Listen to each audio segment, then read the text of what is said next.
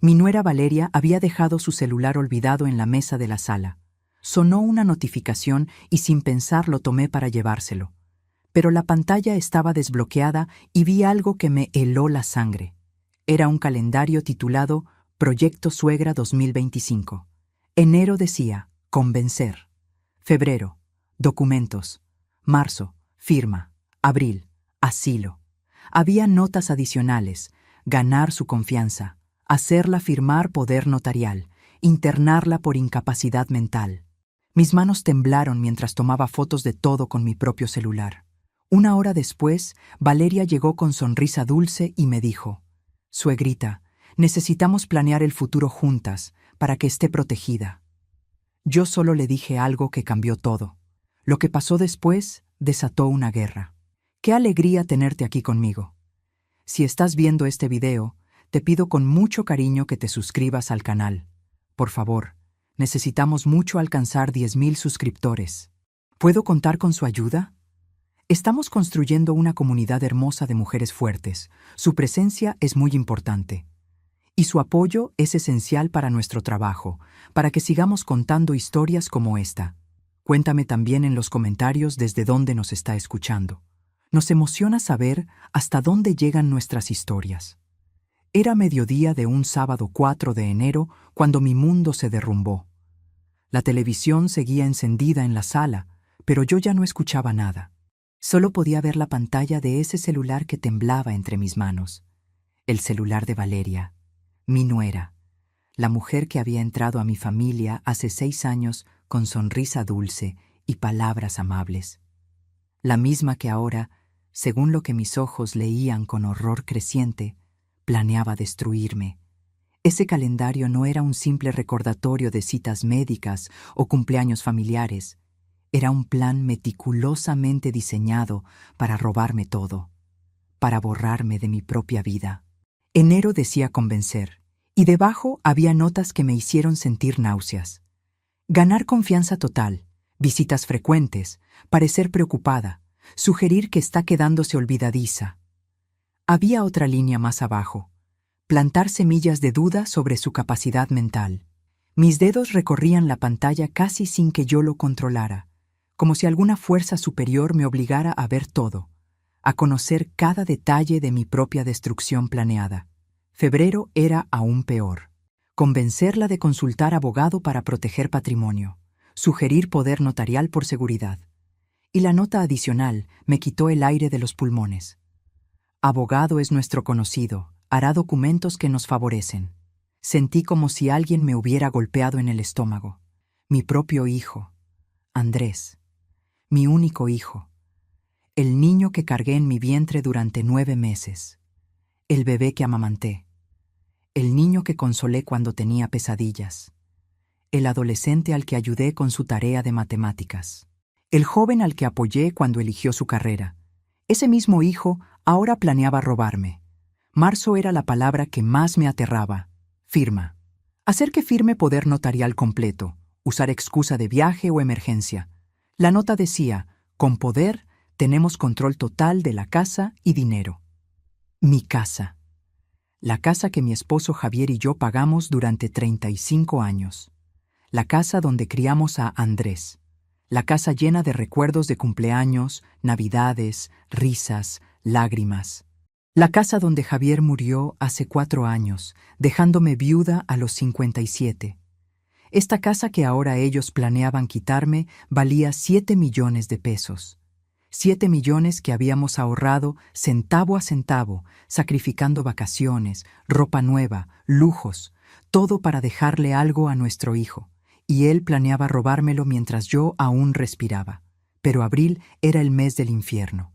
Internarla en asilo usando certificado médico de incapacidad. Doctor Salgado ya aceptó. Las notas adicionales eran devastadoras. Vender casa inmediatamente. 7 millones. Dividir con Andrés. Había más. Siempre había más horror.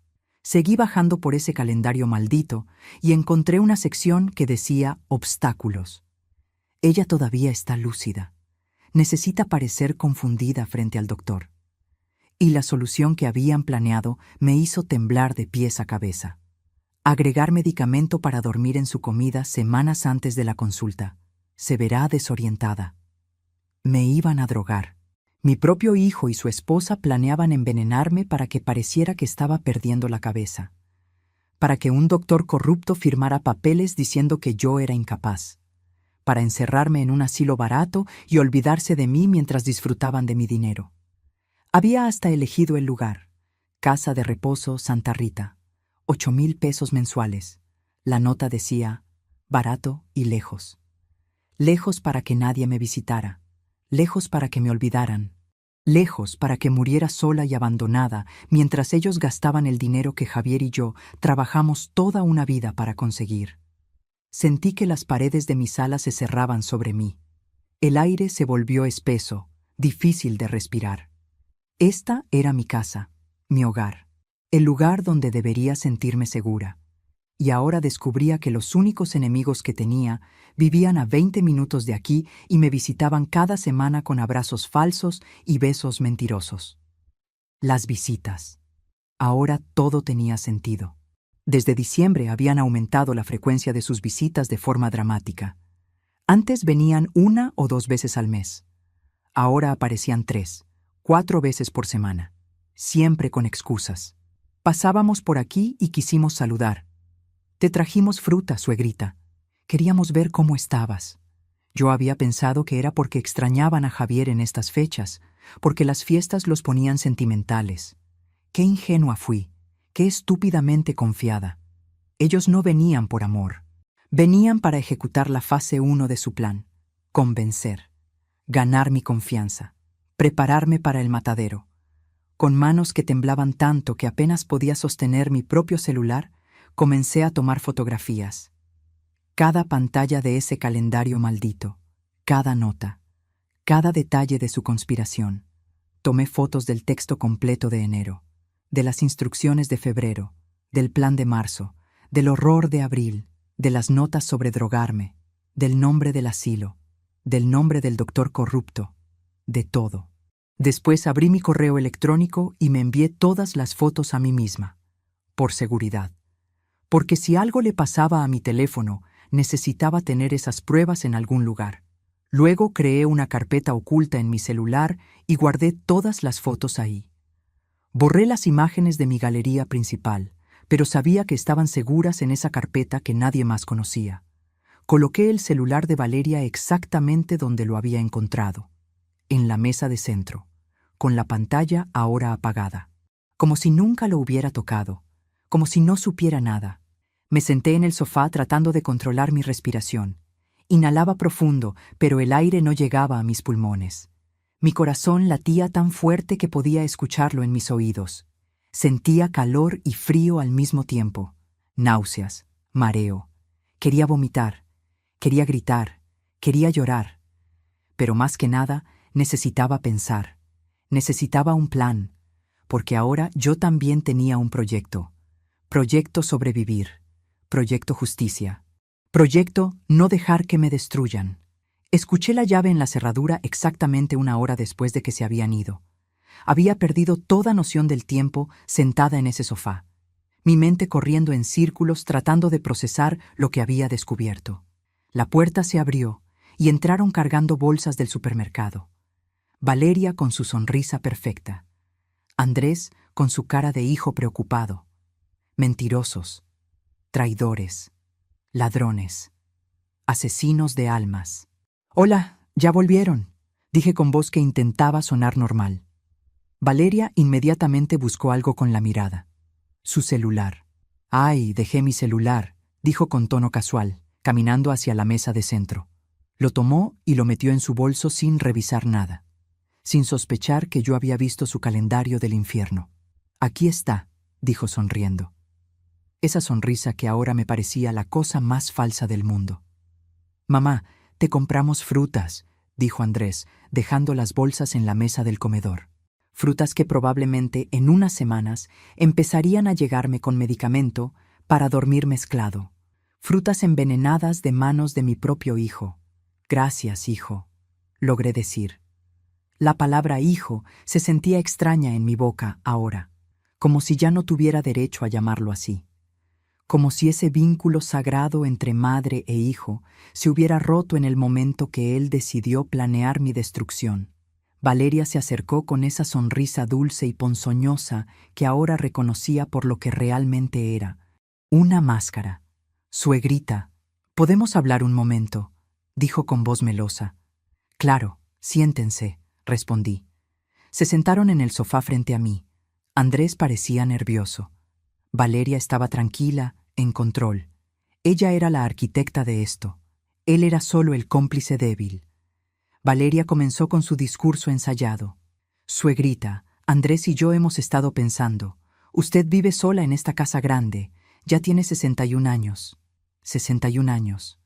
Como si eso me hiciera inválida. Como si eso me convirtiera en alguien que necesita ser encerrado. Queremos ayudarla a planear su futuro para que esté protegida, continuó Valeria. Protegida. ¿Qué palabra más cruel usar cuando en realidad planeaban destruirme? Andrés se unió a la conversación. Sí, mamá. Es importante tener todo organizado legalmente. Legalmente. Como si hubiera algo legal en su plan de drogarme y robarme. Sentí la rabia hervir en mi estómago, pero mantuve mi rostro completamente neutral. Años de experiencia controlando mis emociones frente a clientes difíciles cuando trabajaba me sirvieron ahora. Por ejemplo, si algo le pasara, si se enfermara, ¿quién tomaría decisiones por usted?, preguntó Valeria, ya comenzando con la fase de sembrar dudas, de hacerme sentir vulnerable, de convencerme que necesitaba ayuda. Pues ustedes, supongo, dije fingiendo inocencia. Exacto, pero para eso necesitamos papeles legales. Un poder notarial, dijo Valeria. Ahí estaba, exactamente como decía el calendario. Febrero. Documentos.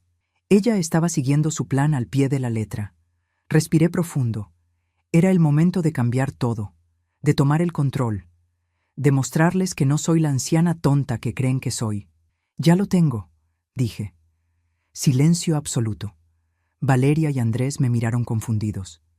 ¿Tiene qué, suegrita?, preguntó Valeria. Su voz había perdido un poco de esa dulzura falsa. Ahora había tensión. El poder notarial. Ya lo hice hace 2 años. Era mentira completa. No tenía ningún poder notarial, pero necesitaba ganar tiempo. Necesitaba detenerlos mientras pensaba qué hacer. «¿En serio, mamá? No sabíamos», dijo Andrés. Parecía genuinamente sorprendido. Sí. Cuando murió su padre, un abogado me aconsejó hacerlo. Seguí mintiendo. Valeria se inclinó hacia adelante. Podía ver la ansiedad en sus ojos. ¿Y a favor de quién lo hizo? De mi hermana Teresa, dije. Teresa vive en Monterrey. Hace años que no nos hablamos. Pero ellos no sabían eso. Andrés se puso pálido. De la tía Teresa. ¿Por qué ella? Porque vive cerca de un buen hospital. Si me enfermo puede decidir mi tratamiento, expliqué con calma. Vi cómo Valeria apretaba los puños. Lo noté. Ella estaba furiosa pero tratando de no demostrarlo. Pero suegrita, Andrés es su hijo. Debería ser él quien tenga ese poder, insistió Valeria. Su voz ya no era tan dulce. Pueden ser 2 personas, pero Teresa ya está. No quiero cambiar ahora, dije. Valeria cambió de táctica. Pero ¿y si necesita cambiar algo de su casa o venderla? Ahí estaba, el verdadero objetivo, la casa de 7 millones de pesos. ¿Por qué querría vender mi casa?, pregunté mirándola directamente a los ojos. Andrés intervino nervioso. Bueno, mamá, esta casa es muy grande para ti sola. Me gusta grande. Aquí te crié. Aquí viví con tu padre, dije. Cada palabra era una puñalada para mí. Recordar a Javier. Recordar cuando éramos una familia real. Cuando Andrés era mi hijo de verdad y no este extraño que planeaba encerrarme. Valeria no se rendía. Debe ser mucho trabajo mantenerla. No es. Tengo empleada 2 veces por semana, respondí. El silencio que siguió fue tenso, incómodo. Valeria se dio cuenta que su plan inicial había fallado, que yo no iba a caer tan fácilmente. Bueno, solo pensábamos en su bienestar, dijo finalmente. Agradezco, pero estoy bien, dije con firmeza. Se fueron poco después. Cuando cerré la puerta detrás de ellos, mis piernas casi cedieron. Me apoyé contra la pared respirando como si hubiera corrido un maratón. Lo había hecho. Les había mentido. Había comprado tiempo. Pero sabía que esto no había terminado. Ellos no se rendirían tan fácilmente. Tenían un plan de 4 meses, un calendario completo.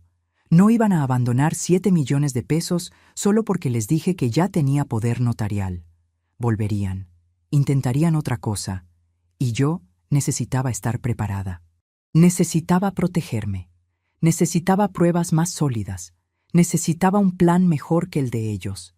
Esa noche no pude dormir. Me quedé mirando el techo de mi habitación pensando en todo, en cómo había llegado a esto, en qué hice mal como madre para criar un hijo capaz de planear algo así, en todas las veces que sacrifiqué cosas por él, ropa que no compré para poder pagar su escuela, vacaciones que no tomé para ahorrar para su universidad, noches sin dormir cuidándolo cuando estaba enfermo. Y esto era mi recompensa. Un calendario titulado Proyecto Suegra, con instrucciones para drogarme y encerrarme. Lloré esa noche. Lloré por primera vez desde que vi ese celular. Lloré por Javier, que se había salvado de ver esto. Lloré por la madre que fui y el hijo que creí tener. Lloré por la inocencia perdida. Pero cuando amaneció, sequé mis lágrimas, porque el llanto no me salvaría. La autocompasión no me protegería. Necesitaba acción, necesitaba ser más inteligente que ellos. Y lo sería, porque tenía algo que ellos no tenían. Tenía la verdad de mi lado, y tenía pruebas de su traición. Ahora solo necesitaba usarlas sabiamente. ¿Qué harías tú si descubrieras que tu propia familia planea encerrarte y robarte todo? ¿Hasta dónde serías capaz de llegar para salvarte? Quédate conmigo, porque lo que hice después cambió todo para siempre. Si te está gustando esta historia, por favor, asegúrate que ya estás suscrita al canal. Necesitamos mucho alcanzar 10,000 suscriptores. ¿Puedo contar con su apoyo a nuestro trabajo? Mi nombre es Beatriz. Tengo 61 años y soy viuda desde hace 4. Cuando Javier murió de un infarto súbito a los 62 años, sentí que mi mundo se había acabado. Habíamos estado juntos desde los 20, 41 años de matrimonio, de risas compartidas, de problemas enfrentados juntos, de sueños construidos de a dos. Javier me dejó más que recuerdos, me dejó seguridad económica. Nuestra casa, que cuando la compramos valía poco, pero ahora está en una zona muy valorizada. Hoy vale 7 millones de pesos. Teníamos ahorros de 1.200.000 pesos. Inversiones por 800.000. En total, 9 millones de pesos en patrimonio. Todo construido con trabajo honesto, con sacrificio, con años de levantarnos temprano y dormir tarde. Javier trabajó como contador durante 40 años en la misma empresa. Yo trabajé como administrativa hasta que nació Andrés. Después volví a trabajar medio tiempo cuando él entró a la escuela. Cada peso que ganábamos lo cuidábamos como oro, porque queríamos dejarle algo a nuestro hijo. Queríamos que Andrés tuviera un futuro asegurado. Andrés es mi único hijo. Tiene 32 años. Se casó con Valeria hace 6 años en una boda bonita que nosotros pagamos. 150,000 pesos que invertimos felices porque era la felicidad de nuestro hijo. Valeria parecía buena mujer en ese entonces. Educada, trabajadora, amable conmigo. Nunca imaginé lo que escondía detrás de esa sonrisa. Los primeros 3 años de mi viudez fueron difíciles pero manejables. Andrés venía seguido. Me llamaba. Me incluía en su vida. Yo sentía que aunque Javier se había ido, todavía tenía familia. Todavía tenía a mi hijo.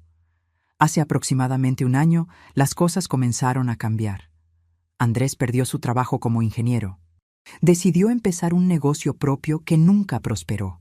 Valeria trabaja como vendedora, pero su salario es bajo. Comenzaron a tener problemas de dinero y comenzaron a pedirme prestado. Primero fueron 20,000 pesos. Mamá, es solo hasta que el negocio arranque. Después, 30,000. Luego 50,000. Yo siempre decía que sí. Era mi hijo, mi único hijo. Si no lo ayudaba yo, ¿quién lo haría? Pero el dinero nunca regresaba. Nunca mencionaban devolverlo. En total, les presté 180,000 pesos en los últimos 8 meses. Y ahora entiendo por qué nunca pensaban devolverlo.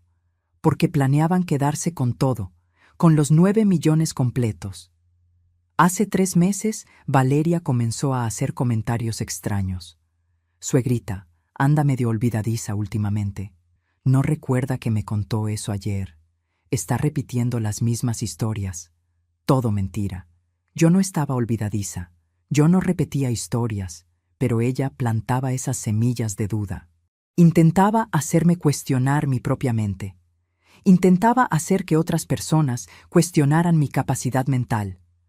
Hace un mes sugirió que consultara a un abogado para organizar mi patrimonio. La insistencia era extraña, anormal. Pero ahora todo tenía sentido. Era parte del plan, del calendario. Y en diciembre comenzaron las visitas excesivas, 3, 4 veces por semana, siempre con excusas, siempre con regalitos, siempre con esa preocupación falsa. Yo pensé que era porque extrañaban a Javier en Navidad. ¡Qué tonta fui!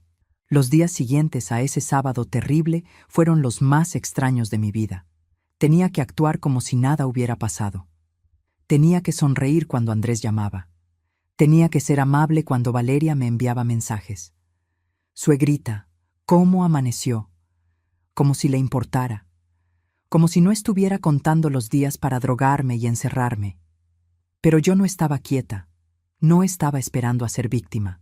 Estaba planeando mi contraataque. El lunes siguiente fui directamente al despacho del licenciado Mendoza. Él había sido amigo de Javier. Un hombre honesto que nos ayudó con trámites cuando Javier murió. Confío en él completamente. Licenciado, necesito mostrarle algo, dije sentándome en su oficina. Saqué mi celular y le mostré las fotografías del calendario de Valeria. Vi cómo su rostro cambiaba mientras leía. De curiosidad pasó a sorpresa. De sorpresa a horror. De horror a indignación. Señora Beatriz, esto es conspiración para cometer fraude. Es intento de privación ilegal de libertad. Es gravísimo, dijo con voz seria. ¿Qué puedo hacer?, pregunté.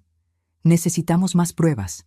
Estas fotografías son importantes, pero necesitamos documentar sus acciones, explicó.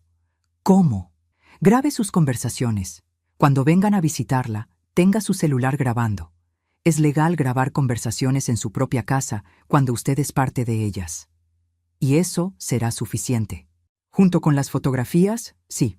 Pero también necesitamos identificar a los cómplices que mencionan. Este doctor Salgado, este abogado que planean usar. Salí de ahí con un plan claro. Compré un pequeño grabador de audio. El tipo que se puede esconder fácilmente. También compré cámaras pequeñas que parecen adornos. Las instalé en la sala y en la cocina. Nadie sospecharía. Parecían simples portarretratos digitales o relojes decorativos. La segunda semana de enero, Valeria vino sola. Tocó a mi puerta con una sonrisa enorme. Suegrita, le traje mole que hice. Sé que le encanta. El mole se veía delicioso. Olía maravilloso. Pero yo recordaba las notas del calendario. Agregar medicamento para dormir en su comida. ¡Qué detalle, Valeria! Muchísimas gracias, dije tomando el contenedor. Pruébelo ahorita, para que me diga si quedó bien, insistió ella. Ahora no puedo, acabo de almorzar, pero lo guardaré para la cena, mentí. ¡Ay, qué lástima! Bueno, me cuenta después qué le pareció. Se fue poco después. En cuanto cerré la puerta, guardé el mole en una bolsa hermética. Lo etiqueté con fecha y hora. Posible evidencia. Lo metí al fondo del congelador. Nunca lo comería, pero tal vez serviría para análisis después. La tercera semana, Andrés apareció emocionado. Mamá, tengo buenas noticias. Conocí a un abogado excelente que ofrece consultas gratuitas para adultos mayores. Puede revisar todos tus documentos. Adultos mayores. Como si 61 años me convirtieran en inválida. No necesito, hijo, ya tengo abogado, dije. Pero este es especialista en protección de patrimonio, y es gratis, solo una consultita, insistió. ¿Cómo se llama? Licenciado Cordero, Es muy reconocido. Tomé nota mental del nombre. Después llamé al licenciado Mendoza y le pedí investigar. Señora Beatriz, encontré información sobre este cordero.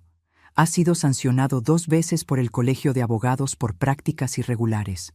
Hay denuncias de documentos fraudulentos, me informó días después. Exactamente como decía el calendario. Abogado es nuestro conocido, hará documentos que nos favorecen. Todo estaba saliendo como ellos lo habían planeado. Pero ahora yo sabía. Y tenía pruebas. A finales de enero, Valeria llegó con un hombre desconocido. Suegrita, qué sorpresa. Mire, le presento al doctor Salgado. Pasábamos por aquí y pensé que sería bueno que la revisara. Hace chequeos gratuitos a adultos mayores. El doctor Salgado era un hombre de unos 50 años con sonrisa profesional, pero sus ojos eran fríos, calculadores. Señora, permítame tomarle la presión, solo rutina, dijo sacando un baumanómetro. No, gracias. Tengo mi propio doctor y acabo de hacerme estudios, dije firmemente. Pero es gratis, suegrita. Aproveche, insistió Valeria. Dije que no. Mi voz era dura ahora. Valeria pareció sorprendida por mi tono. Solo queremos ayudar. No necesito su ayuda, dije mirándola directamente a los ojos. Se fueron molestos. Cuando cerré la puerta, llamé inmediatamente al licenciado Mendoza. Apareció el doctor del que le hablé. Doctor Salgado. Déjeme investigar, dijo. 2 días después me llamó. Señora Beatriz, este doctor tuvo su licencia suspendida temporalmente 2 veces. Una por negligencia médica, otra por firmar certificados médicos falsos. El rompecabezas estaba completo. Tenía identificados a todos los cómplices. El abogado corrupto, el doctor deshonesto, y los arquitectos de todo, mi hijo y mi nuera, primera semana de febrero, sabía lo que venía. Según el calendario, febrero era el mes de conseguir que firmara documentos. El miércoles 7 de febrero, Andrés me llamó. Mamá, necesitamos hablar. Es importante. Podemos ir mañana. Claro, hijo, dije. Sabía que era el momento. Llamé al licenciado Mendoza. Mañana van a intentar hacer que firme algo. Puede venir temprano y esconderse en mi habitación. Quiero que escuche todo. Allí estaré, prometió. El jueves 8 de febrero a las 3 de la tarde llegaron. Andrés, Valeria y el licenciado Cordero. Los 3 con caras serias, profesionales, como si esto fuera legítimo. Licenciado Mendoza ya estaba escondido en mi habitación. Las cámaras estaban grabando. Mi grabador personal estaba en mi bolsillo. Mamá, te presentamos formalmente al licenciado Cordero. Vino a ayudarnos a organizar tus documentos, dijo Andrés. Cordero extendió su mano. La estreché brevemente. Su mano estaba sudorosa. Señora Beatriz, es un placer. Su hijo me contrató para revisar su situación legal y asegurarme de que todo esté en orden, dijo con voz melosa. No pedí ninguna revisión, respondí. Lo sé, pero su hijo se preocupa por usted. Y con razón. A su edad es importante tener todo documentado apropiadamente. A mi edad. Como si 61 años me volvieran incapaz. Se sentaron en mi sala. Cordero sacó una carpeta llena de papeles. Verá, señora, traje algunos documentos estándar que le recomiendo firmar. Son para su protección. ¿Qué tipo de documentos? Pregunté, aunque ya sabía. Poder notarial. Es muy común. Permite que su hijo tome decisiones en su nombre si usted no puede. Puedo tomar mis propias decisiones, dije. Por supuesto, esto es solo preventivo, por si se enferma, por si tiene una emergencia, explicó Cordero. Ya les dije que tengo poder notarial a favor de mi hermana Teresa, dije. Valeria intervino. Pero, suegrita, eso no tiene sentido. Andrés es su hijo. Debería ser él. Teresa está bien, insistí. Cordero cambió de táctica. Señora Beatriz, permítame ser franco. He visto muchos casos donde adultos mayores son víctimas de fraudes porque no tienen sus documentos en orden. Esto la protege. ¿Me protege de qué?, pregunté. De gente sin escrúpulos, de estafadores, de personas que quieren aprovecharse de usted. La ironía era casi cómica. Los estafadores estaban sentados en mi sala pretendiendo protegerme. Déjeme ver esos papeles, dije extendiendo la mano. Cordero me los pasó con sonrisa confiada. Comencé a leer. Y lo que vi me confirmó todo. No era un simple poder preventivo. Era poder notarial completo, irrevocable, que le daba a Andrés control total sobre mi patrimonio. Podía vender mi casa sin mi permiso. Podía sacar mi dinero. Podía tomar cualquier decisión financiera. Básicamente me convertía en una menor de edad sin derechos sobre mis propios bienes. Esto no es protección. Esto es robo, dije dejando los papeles en la mesa. Señora, no entendió bien los términos legales, empezó Cordero. Entiendo perfectamente. Esto le da control absoluto de todo lo mío a mi hijo. No voy a firmar. Valeria perdió la paciencia. Vea, señora, ya está vieja, ya está olvidadiza. Necesita que alguien cuide de sus cosas. No estoy olvidadiza, dije con voz firme. Sí está. La semana pasada repitió la misma historia 3 veces, gritó Valeria. Mentira. Y lo puedo probar, dije mirándola directamente. Mamá, por favor, solo firma. Es para protegerte, suplicó Andrés. Protegerme o robarme, dije. Silencio absoluto. Cordero intentó recuperarse. Señora, eso es una acusación muy seria. Saqué mi celular. Abrí las fotografías del calendario de Valeria. Proyecto Suegra 2025. Enero, convencer. Febrero, documentos. Marzo, firma. Abril, asilo. Leí en voz alta. Valeria se puso completamente pálida. Andrés abrió la boca, pero no salió ningún sonido. ¿De dónde sacó eso?, susurró Valeria. De tu celular, el que dejaste desbloqueado en mi mesa aquel sábado de enero. No tenías derecho, gritó Valeria. No tienen derecho ustedes de planear drogarme, robarme y encerrarme, grité de vuelta. Seguí leyendo. Agregar medicamento para dormir en su comida semanas antes de la consulta. Se verá desorientada. Doctor Salgado ya aceptó. Vender casa inmediatamente. 7 millones. Dividir con Andrés. Cordero intentó levantarse. Yo no sabía nada de esto. Usted es cómplice y va a pagar por ello, dije. En ese momento, licenciado Mendoza salió de la habitación. Buenas tardes. Soy el licenciado Mendoza, abogado de la señora Beatriz. Andrés y Valeria estaban en shock completo. Mendoza continuó con voz autoritaria. Todo lo que se dijo aquí fue grabado. Tenemos video y audio. Intento de fraude. Conspiración. Intento de privación ilegal de libertad. Son delitos graves. Sacó un sobre. Esto es una orden de restricción temporal. No pueden acercarse a menos de 500 metros de la señora Beatriz o su propiedad. Cualquier violación resultará en arresto inmediato. Andrés encontró su voz. Mamá, por favor, podemos explicar. Expliquen en la corte, dije. Mi voz no temblaba, no lloraba. Estaba furiosa, pero en control. Salgan de mi casa, ahora, ordené. Mamá, empezó Andrés, ya no soy tu mamá. Una madre es alguien a quien amas y respetas, no alguien a quien planeas drogar y encerrar, dije. Esas palabras fueron las más difíciles que he pronunciado en mi vida, pero eran verdad. Salieron los 3. Cordero prácticamente corriendo, Valeria llorando, Andrés mirando hacia atrás con expresión de horror. Cuando cerré la puerta, mis piernas cedieron, me senté en el piso y comencé a temblar. Licenciado Mendoza se arrodilló junto a mí. Fue muy valiente, señora Beatriz. No me siento valiente. Me siento destruida, admití. Salvó su vida, su libertad. Eso requiere más valor del que la mayoría tiene. Lloré entonces. Lloré por el hijo que creí tener. Lloré por la familia que pensé que era. Lloré por la traición. Pero también sentí algo más. Alivio.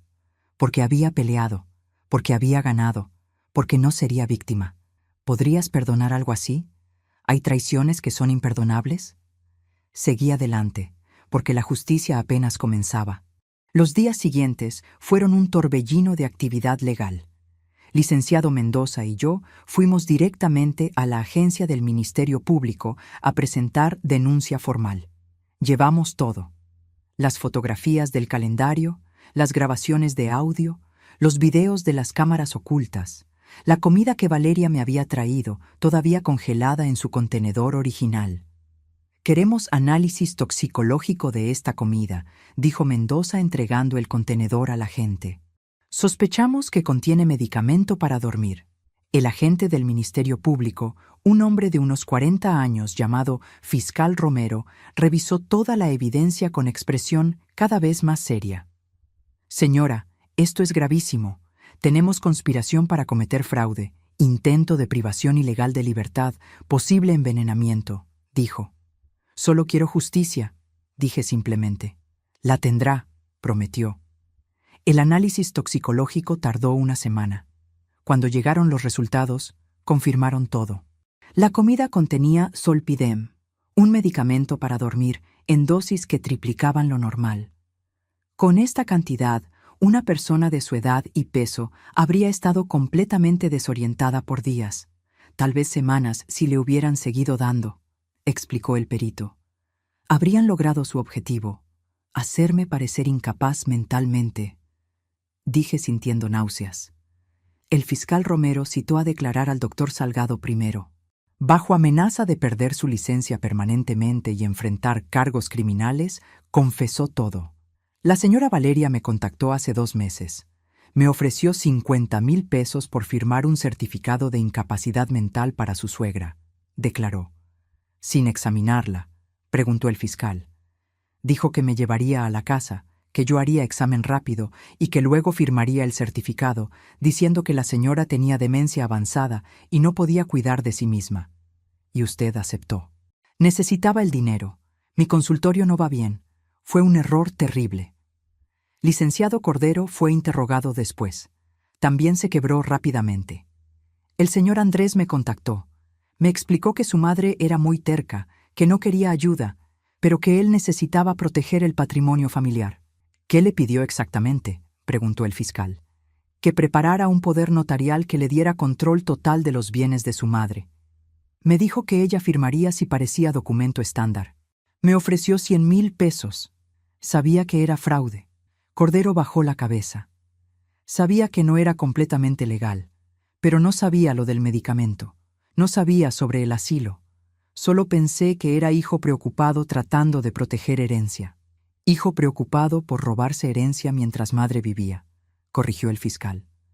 Cuando llegó el turno de Andrés y Valeria, la cosa se puso peor. Los citaron a declarar por separado. Estrategia del fiscal para que se contradijera. Valeria declaró primero. Y me sorprendió su frialdad. Todo fue idea de Andrés. Él estaba desesperado por dinero. Dijo que su madre tenía millones y que era injusto que ella viviera sola con todo ese dinero mientras nosotros batallábamos. Declaró sin un ápice de remordimiento. «El calendario en su celular dice lo contrario», señaló el fiscal. «Él me lo dictó. Me dijo qué escribir. Yo solo seguía órdenes. Órdenes de drogar a una mujer de 61 años. Yo nunca puse el medicamento en la comida», mintió Valeria. «Las huellas dactilares en el frasco de Zolpidem que encontramos en su casa dicen lo contrario», respondió el fiscal. Valeria cambió de color. No sabía que habían cateado su casa. El frasco estaba en su botiquín, con sus huellas, y el análisis muestra que es el mismo Zolpidem que estaba en la comida que le llevó a la señora Beatriz, continuó el fiscal. «Quiero un abogado», dijo Valeria finalmente. Andrés fue peor. Lloró durante toda su declaración. «Estábamos desesperados. Perdí mi trabajo. El negocio fracasó. Debíamos dinero. Y mamá tenía tanto. Entonces decidió drogarla y encerrarla», dijo el fiscal sin emoción. «No iba a ser para siempre, solo hasta que pudiéramos vender la casa y estabilizarnos económicamente». «¿Y después qué? La sacarían del asilo». Andrés no respondió, porque la respuesta era obvia. Nunca planearon sacarme. Planeaban dejarme ahí hasta que muriera. «Fue idea de Valeria», dijo finalmente. «Ella planeó todo. El calendario, los cómplices, el medicamento. Yo solo acepté porque estaba desesperado». El calendario estaba en el celular de su esposa, pero los mensajes que encontramos muestran que usted contactó al doctor Salgado y al licenciado Cordero, señaló el fiscal. «Valeria me dijo que lo hiciera». «Señor Andrés, Es usted un hombre adulto de 32 años. No puede culpar a su esposa de sus propias decisiones criminales. En este próximo video que está apareciendo en la pantalla toda la evidencia, porque la próxima traición supera con todo lo que has visto hasta ahora. Y no te olvides suscribirte en el canal, para que no te pierdas ni una sola historia. Las grabaciones de las conversaciones en mi casa, el análisis toxicológico de la comida, las confesiones del doctor y el abogado, los mensajes entre Andrés y los cómplices. Era caso cerrado. Me citaron para declarar también. Fue una de las experiencias más difíciles de mi vida. Tuve que sentarme frente a cámara y contar todo, desde el momento que vi ese celular hasta el día que los enfrenté. ¿Cómo se sintió cuando descubrió el plan?, preguntó el fiscal. Como si me hubieran arrancado el corazón, dije con voz temblorosa. Ese era mi hijo, el bebé que cargué, el niño que crié, y descubrí que planeaba destruirme por dinero. Alguna vez sospechó algo antes de ver el calendario. Valeria había hecho comentarios extraños sobre mi memoria, pero nunca imaginé la magnitud. Nunca pensé que mi propio hijo sería capaz de algo así. ¿Qué espera de este proceso? Justicia. Quiero que paguen por lo que hicieron. Quiero que otros ancianos sepan que pueden defenderse, que no tienen que ser víctimas. Después de 3 meses de investigación, el fiscal presentó cargos formales. Contra Valeria, intento de fraude, conspiración para privación ilegal de libertad, envenenamiento con intención de causar daño. Pena potencial, hasta 10 años. Contra Andrés, intento de fraude, conspiración para privación ilegal de libertad, complicidad en envenenamiento. Pena potencial, hasta 8 años. Contra Dr. Salgado, falsificación de documentos médicos, complicidad en conspiración. Pena potencial, hasta 4 años más pérdida permanente de licencia médica. Contra licenciado Cordero, intento de fraude, preparación de documentos falsos. Pena potencial, hasta 3 años más suspensión de licencia y multa de 200,000 pesos. El abogado defensor de Andrés y Valeria intentó negociar. Mis clientes están dispuestos a devolver los 180,000 pesos que les prestó y retirarse completamente de su vida. A cambio, la señora retira los cargos. Licenciado Mendoza me consultó. «Es su decisión, señora Beatriz». «No», dije sin dudar. «Esto no es sobre dinero. Es sobre justicia. Planearon drogarme, encerrarme, robarme mi casa, mi libertad, mi dignidad. Eso no se arregla con 180,000 pesos». El juicio se llevó a cabo en mayo, casi 4 meses después de aquel sábado terrible cuando descubrí el calendario. La sala estaba llena, prensa local, gente que había escuchado del caso, defensores de derechos de adultos mayores. Me senté en el estrado y conté mi historia una vez más, esta vez frente a juez, jurado y público. Mostré las fotografías del calendario. El jurado las vio proyectadas en pantalla grande. Proyecto Suegra 2025. Enero, convencer. Febrero, documentos. Marzo, firma. Abril, asilo. Vi sus caras de horror. Reprodujeron las grabaciones. La voz de Valeria. Ya está vieja, ya está olvidadiza. Necesita que alguien cuide de sus cosas. La voz de Cordero. A su edad es importante tener todo documentado apropiadamente. La voz de Andrés. Mamá, solo firma. Es para protegerte. El perito toxicólogo explicó sobre el Zolpidem en la comida. Con esta dosis administrada regularmente durante semanas, la señora Beatriz habría mostrado síntomas severos de desorientación, confusión, pérdida de memoria a corto plazo. Cualquier doctor que la examinara en ese estado habría considerado posible demencia. Habrían logrado su objetivo, dijo el fiscal. Exactamente. Los abogados defensores intentaron argumentar que era plan que nunca se ejecutó completamente, que había intención pero no daño real. Mi clienta nunca llegó a firmar nada. Nunca fue internada. No hubo daño, argumentó el abogado de Valeria. El fiscal respondió demoledoramente. El intento de asesinato no deja de ser crimen porque la víctima sobrevivió. El intento de robo no deja de ser delito porque no lograron robar. La conspiración para destruir la vida de una persona es crimen independiente del resultado final. Miré a Andrés durante el juicio. Estaba sentado con cabeza baja. Nunca me miró a los ojos, ni una sola vez durante todo el proceso. Valeria, en cambio, me miraba con odio puro, como si yo fuera la villana, como si yo hubiera hecho algo malo al descubrir su plan y defenderme. El jurado deliberó durante 2 días. Cuando regresaron, la sala estaba en silencio absoluto. En el caso de Valeria Sánchez, la encontramos culpable de todos los cargos. Valeria gritó. Su abogado la sujetó. En el caso de Andrés Ramírez, lo encontramos culpable de todos los cargos. Andrés comenzó a llorar. El juez pronunció sentencias una semana después.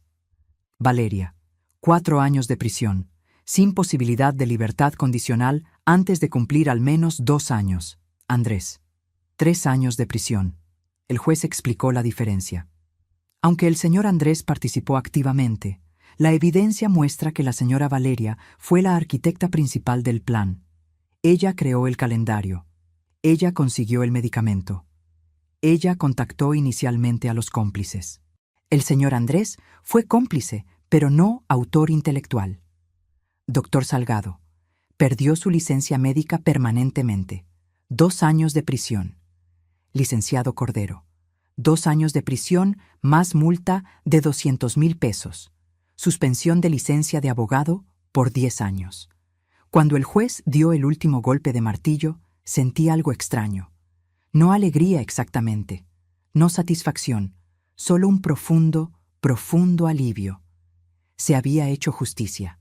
Habían pagado por sus crímenes, y yo estaba segura. Después de la sentencia me quedé sola con licenciado Mendoza en pasillo del juzgado. Lo logramos, dijo. Y entonces lloré. Lloré como no había llorado desde que todo comenzó.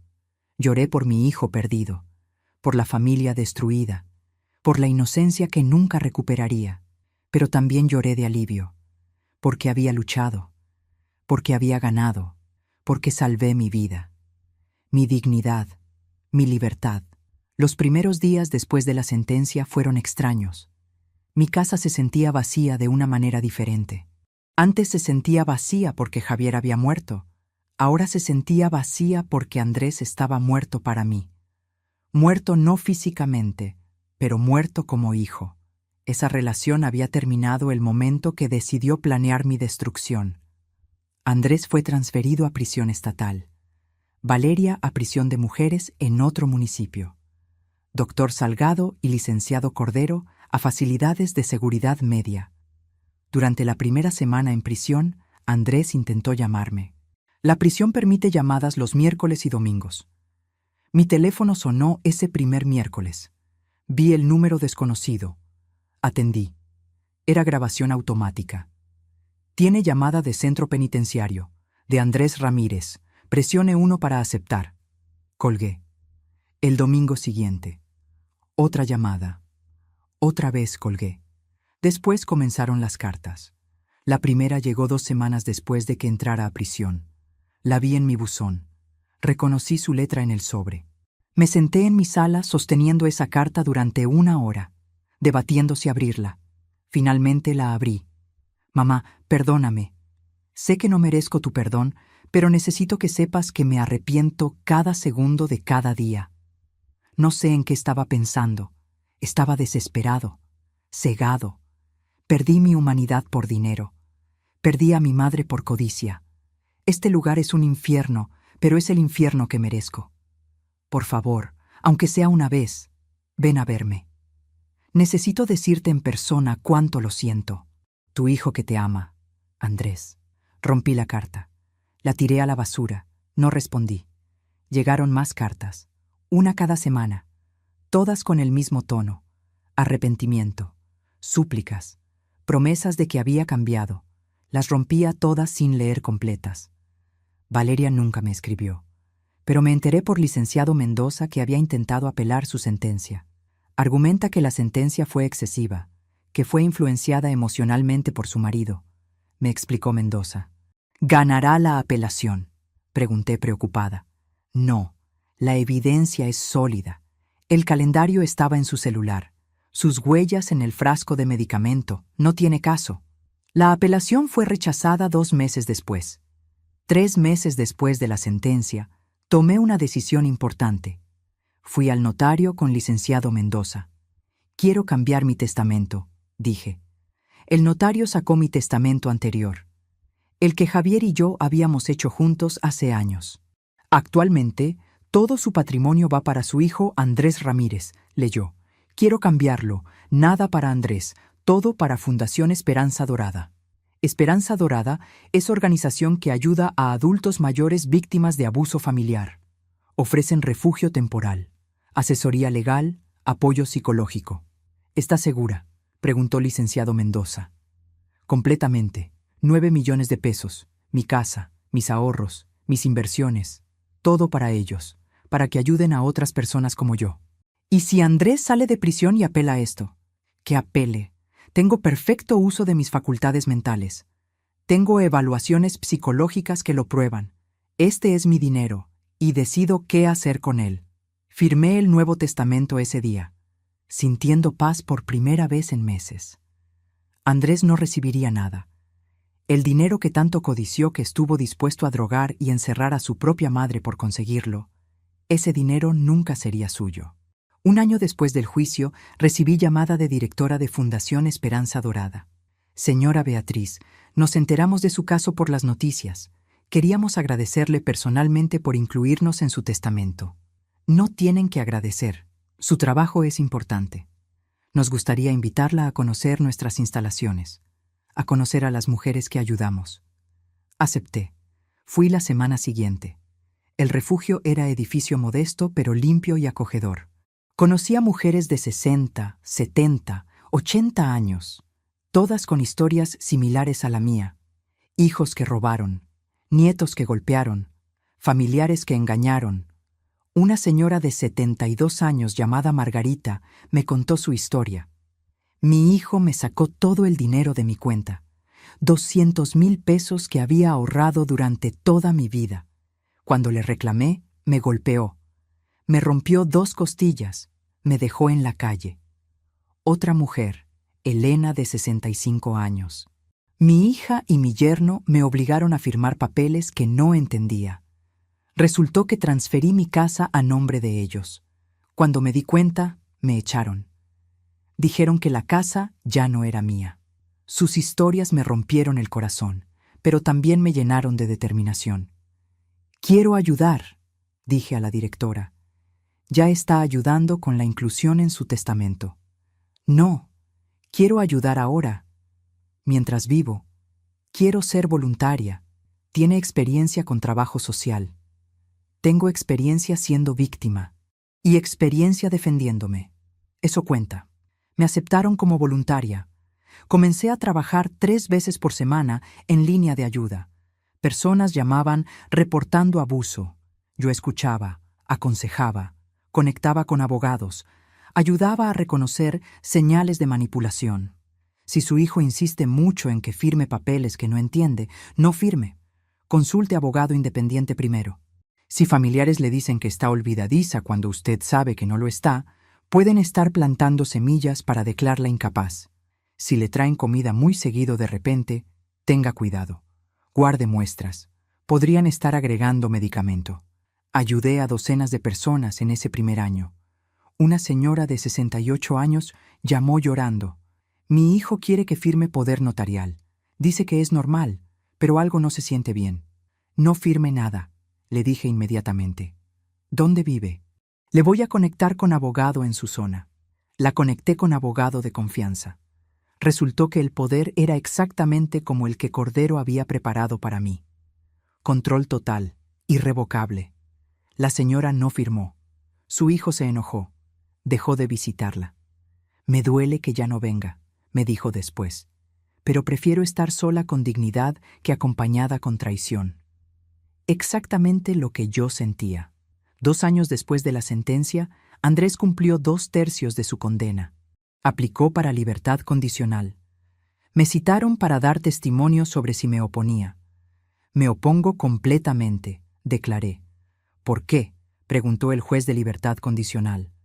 Porque no ha mostrado verdadero arrepentimiento, solo arrepentimiento por haber sido descubierto. Sus cartas están llenas de autocompasión, de justificaciones. Nunca asume responsabilidad real. Ha completado programas de rehabilitación en prisión. Programas no cambian el corazón. No cambian que planeó durante meses destruir a su propia madre, que compró cómplices, que mezcló drogas en comida. Esas no son acciones de momento de debilidad, son acciones de maldad calculada. Le negaron la libertad condicional. Tendría que cumplir sentencia completa. Valeria también aplicó. También le negaron. 3 años después del juicio, Andrés salió de prisión. Había cumplido su sentencia completa. 3 años. 1095 días. No intentó llamar antes de salir. No mandó carta avisando. Simplemente apareció en mi puerta un martes por la tarde. Yo estaba regando las plantas de mi jardín cuando escuché el timbre. Tengo cámara en la puerta. La instalé después de todo lo que pasó. Miré la pantalla. Y ahí estaba. Andrés. Pero no el Andrés que recordaba. Este Andrés estaba delgado, demacrado. Tenía cabello gris que antes no tenía, arrugas profundas. Se veía 10 años mayor que sus 35. Abrí la puerta. Nos miramos en silencio durante largo rato. «Mamá», dijo finalmente.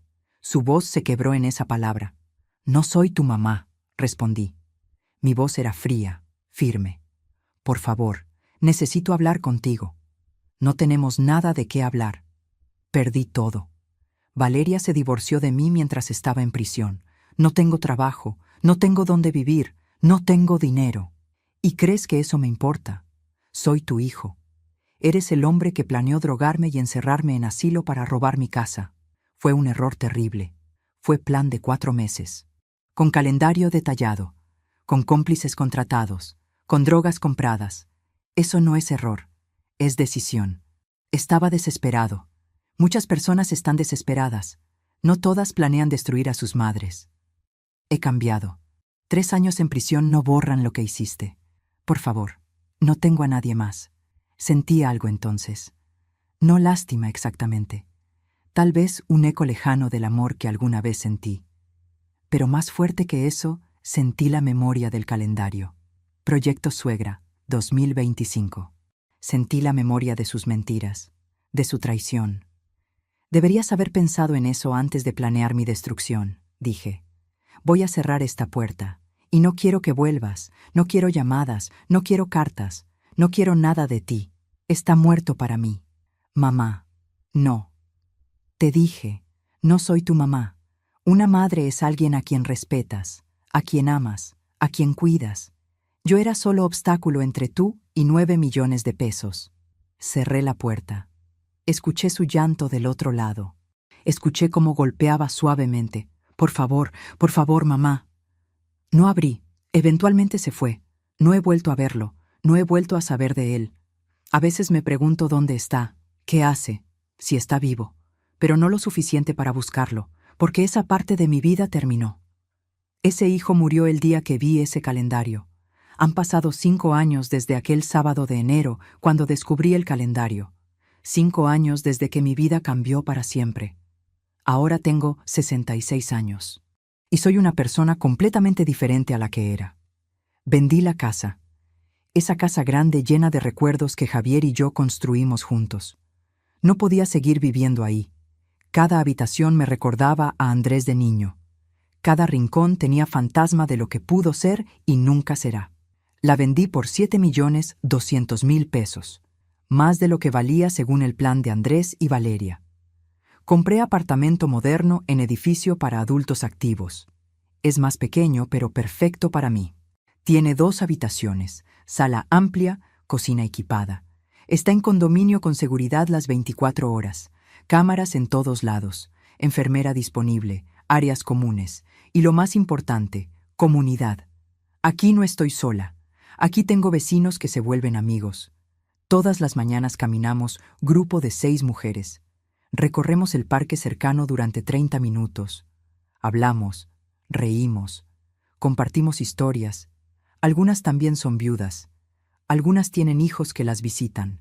Algunas, como yo, tienen hijos que eligieron el camino equivocado. Los martes tomo clase de pintura. Nunca había pintado en mi vida. Resulta que tengo talento para paisajes. El instructor dice que tengo buen ojo para colores. Los jueves tenemos club de lectura, leemos novela cada mes y luego la discutimos. Es mi actividad favorita. Me encanta perderme en historias de otras vidas, de otros problemas, de otros finales felices. He viajado también. Algo que Javier y yo siempre quisimos hacer, pero siempre posponíamos. Fui a España. Recorrí Madrid, Barcelona, Sevilla. Fui a Argentina. Buenos Aires me enamoró. Fui a Colombia. Cartagena es ciudad más hermosa que he visto. Viajo sola, pero nunca me siento sola. En cada ciudad conozco gente. Hablo con desconocidos, hago amigos temporales. Es libertad que nunca había experimentado. Conocí a Fernando hace 2 años en caminata matutina. Es viudo de 68 años. Perdió a su esposa hace 6 años por cáncer. Es hombre amable, callado, con buen sentido de humor. No es romance apasionado, es compañerismo cómodo. Almorzamos juntos 2 veces por semana. Vamos al cine los viernes. Conversamos durante horas sobre todo y nada. Sabe mi historia. Le conté todo sobre Andrés, Valeria, el calendario, el juicio. ¿Cómo pudiste perdonar algo así?, me preguntó cuando se lo conté. No perdoné. Simplemente decidí que no valía la pena seguir cargando ese veneno, respondí. ¿Alguna vez lo extrañas? Extraño al niño que fue, al hijo que creí tener. Pero ese Andrés nunca existió realmente, o dejó de existir en algún momento. El hombre que planeó destruirme, ese no lo extraño. Fernando es también la primera persona a quien le mostré el Nuevo Testamento. Todo va para Fundación Esperanza Dorada, le dije. 9 millones cuando muera. Pero también estoy donando mientras vivo. 50,000 pesos cada 3 meses. Eres mujer muy generosa. No es generosidad, es justicia. El dinero que mi hijo quiso robar ahora salva a otras mujeres de hijos como él. Mi trabajo como voluntaria en fundación se ha expandido. Ya no solo atiendo línea de ayuda, ahora doy pláticas. Voy a centros comunitarios, a iglesias, a grupos de adultos mayores. Cuento mi historia. Me llamo Beatriz. Tengo 66 años y mi hijo planeó drogarme y encerrarme en asilo para robar mi herencia. Siempre hay silencio cuando digo eso. Silencio de shock, de horror, de identificación. Pero descubrí su plan. Y luché. Y gané. Y estoy aquí para decirles que ustedes también pueden luchar. Que ustedes también pueden ganar. Les enseño señales de alarma. Familiar que insiste en firmar papeles. Familiar que dice que están olvidadizos cuando no lo están. Familiar que trae comida muy seguido de repente. Familiar que habla de asilos o poderes notariales. Confíen en sus instintos. Si algo se siente mal, probablemente está mal. Les enseño qué hacer.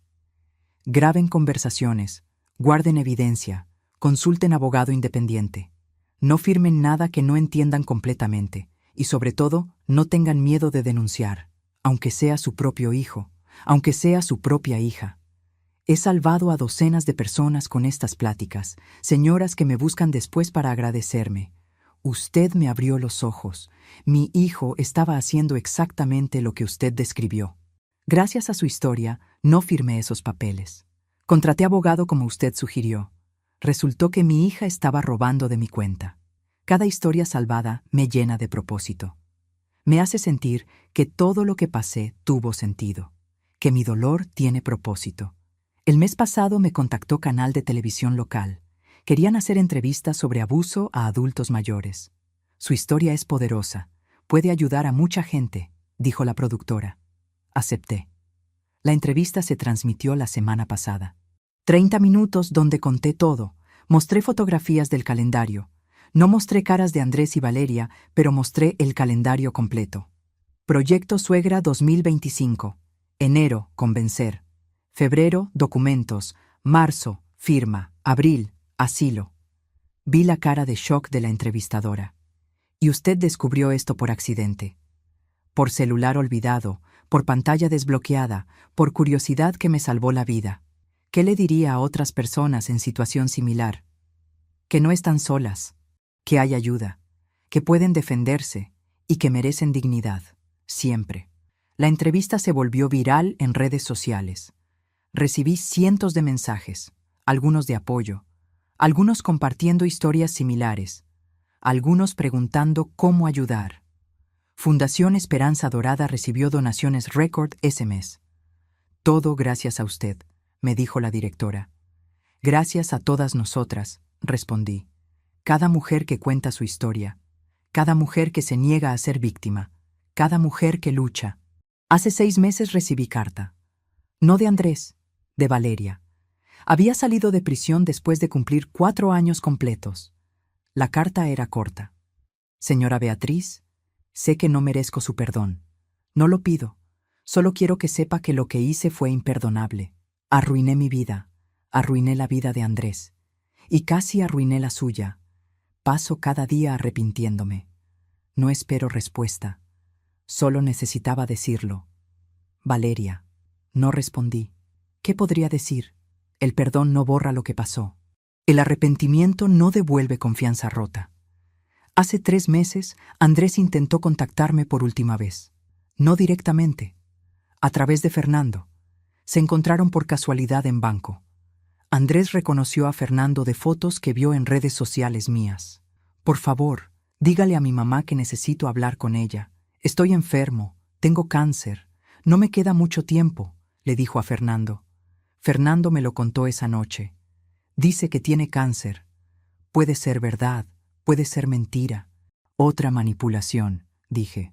No quieres saber. Si fuera verdad, si realmente estuviera muriendo, ¿qué cambiaría? No borraría lo que hizo. No haría que confíe en él. Solo me daría culpa, y no merezco sentir culpa por protegerme. Podrías arrepentirte después. Me arrepentiría más de dejarme manipular otra vez. No contacté a Andrés. No sé si realmente está enfermo. No sé si era verdad o último intento desesperado de llegar a mí. Y he decidido que no me importa. Porque esa parte de mi vida está cerrada. Hoy es día típico en mi nueva vida. Me desperté a las 7 de la mañana, hice café, salí a caminar con mis amigas, desayunamos juntas en cafetería del condominio. Trabajé 4 horas como voluntaria en línea de ayuda. Atendí 3 llamadas. Una señora reportando que su hijo le robó tarjeta de crédito. La conecté con abogado. Otra preguntando sobre asilos porque su familia insiste en internarla. Le di lista de señales de alarma y sugerí segunda opinión médica. Otra simplemente necesitaba hablar, sentirse escuchada. Le di mi tiempo. Almorcé con Fernando. Fuimos al restaurante italiano que nos gusta. Hablamos sobre el libro que estamos leyendo para club. Sobre viaje que planeamos a Perú el próximo año. Sobre nada importante y todo importante al mismo tiempo. Por la tarde pinté. Estoy trabajando en paisaje de montaña.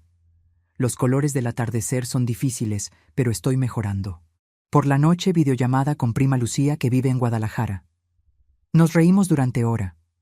Vida simple, vida tranquila, vida elegida. No impuesta, no robada, no destruida, elegida. A veces, en momentos tranquilos, pienso en Andrés. Me pregunto qué fue de él, si aprendió algo de estos 5 años, si realmente cambió o si solo aprendió a ser mejor mentiroso. Me pregunto si piensa en mí, si lamenta lo que hizo o solo lamenta haber sido descubierto. Me pregunto si entiende que perdió más que herencia, perdió a su madre, perdió el único amor incondicional que jamás tendría. Y entonces dejo de preguntarme, porque ya no importa. Él hizo su elección, eligió dinero sobre mí, eligió codicia sobre amor, eligió destrucción sobre familia. Y yo hice mi elección. Elegí dignidad sobre perdón fácil. Elegí justicia sobre paz falsa. Elegí vivir sobre sobrevivir. Cuando vi aquel calendario en el celular de mi nuera, Proyecto Suegra 2025, con pasos detallados para robarme, drogarme e internarme en asilo, entendí algo que cambió todo. Mi propio hijo me veía como obstáculo, no como madre, no como persona, como obstáculo entre él y 9 millones de pesos. Enero, convencer. Febrero, documentos. Marzo, firma. Abril, asilo. Mi vida resumida en 4 palabras. mi existencia reducida a calendario de destrucción. Y descubrí esto por accidente, por celular olvidado, por pantalla desbloqueada. ¿Alguna vez has tenido que elegir entre el amor y el respeto propio? Cuéntame qué decidiste. A veces, las decisiones más difíciles son las que más nos enseñan. ¿Cuántas ancianas no tienen esa suerte? ¿Cuántas son drogadas, engañadas, internadas, robadas sin nunca descubrir? ¿Cuántas firman papeles sin entender? Confían en hijos que las traicionan. Hoy tengo 66 años y vivo sola en apartamento moderno. Pero elegí esta soledad. No fue impuesta por gente que me drogaba. No fue resultado de ser encerrada en asilo. Fue elección consciente de vivir con dignidad en vez de vivir con traición. Andrés cumplió 3 años de prisión. Valeria 4. Salieron destruidos, perdieron todo. Pero yo gané algo más valioso que 9 millones de pesos. Gané mi libertad. Gané certeza de que puedo confiar en mí misma. Gané voz para ayudar a otras mujeres en situación similar. Mi hijo me buscó cuando salió de prisión. Lloró, imploró perdón, y yo cerré la puerta. Porque algunas traiciones no se perdonan. Porque planear durante meses drogar a tu propia madre, forjar documentos, comprar médico y abogado corruptos, no es error, es elección. Él eligió dinero, yo elegí dignidad, y en esa elección me salvé. Hoy trabajo ayudando a ancianas a reconocer señales de abuso. Enseño que hijo que insiste demasiado en ayudar con papeles puede estar planeando robo. Que familiar que dice que estás olvidadiza puede estar plantando duda para forjar incapacidad. Que comida traída con frecuencia puede contener drogas. Soy conocida como mujer que escapó, pero no escapé. Luché. Vi calendario y en vez de llorar, documenté. Grabé, probé, vencí. Y esa victoria vale más que cualquier herencia, porque herencia dejas, pero dignidad llevas contigo hasta el fin, y la mía nadie va a quitarme, nunca más. Cada mañana despierto agradecida, no por lo que tengo, por lo que no perdí. No perdí mi casa porque la vendí en mis términos. No perdí mi dinero porque lo protegí. No perdí mi mente porque nunca me drogaron. No perdí mi libertad porque luché por ella. Y no perdí mi dignidad porque la defendí con todo lo que tenía. ¿Tú también te has decepcionado de alguien que amabas? Cuéntame tu historia en los comentarios. Quiero leerte. A veces confiamos demasiado en quien no debemos. Esta es mi historia. Historia de traición, de descubrimiento, de lucha, de victoria. No es historia feliz porque familia rota nunca lo es. Pero es historia de sobrevivencia, de mujer que se negó a ser víctima, de madre que eligió vivir con dignidad aunque eso significara perder a su hijo. Y si mi historia puede salvar aunque sea a una persona de destino similar, entonces todo valió la pena. El dolor, el juicio, la soledad, todo. Porque al final, la única herencia que realmente importa no es la que dejas. Es la vida que viviste. Y yo viví la mía con dignidad, hasta el final. Si te gustó esta historia, haz clic en este próximo video que está apareciendo en la pantalla, porque la próxima traición supera todo lo que has visto hasta ahora. Y no te olvides suscribirte en el canal, para que no te pierdas ni una sola historia.